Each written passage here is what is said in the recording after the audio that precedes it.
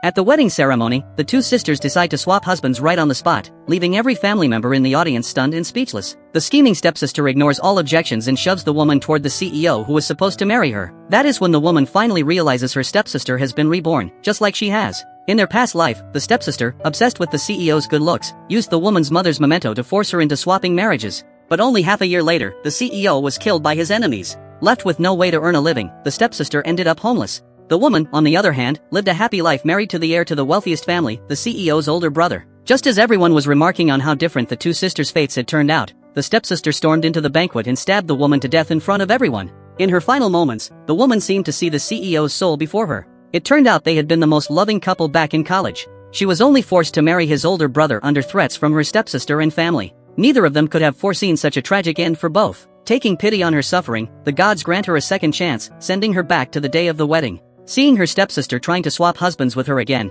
the woman agrees without hesitation. She knows her stepsister is only jealous of the happy life she led in their past life. What the stepsister does not know is that the CEO's older brother is a violent sadist. Behind closed doors, he takes pleasure in beating and whipping women. What is more, his position as the family heir was only won through the woman's relentless efforts. Watching her clueless stepsister daydream about a perfect future, the woman simply pretends to be fragile and nestles into the CEO's arms. She is fully confident that with her abilities, she can make sure the CEO inherits the family fortune. The CEO, however, believes she only married him to spite his older brother. After bringing her home, he ties her to the bed, determined to keep her under house arrest so she can never leave him. But he has forgotten that he himself once taught her every trick to untie ropes. Yet the woman does not take the chance to escape. From the very moment she was reborn, she has known she wants to marry the CEO. She takes the initiative and kisses him, and they share a passionate, perfect night together. She thinks this will finally make the CEO trust her. But when she wakes up the next morning, she finds he has already locked a pair of far sturdier handcuffs on her.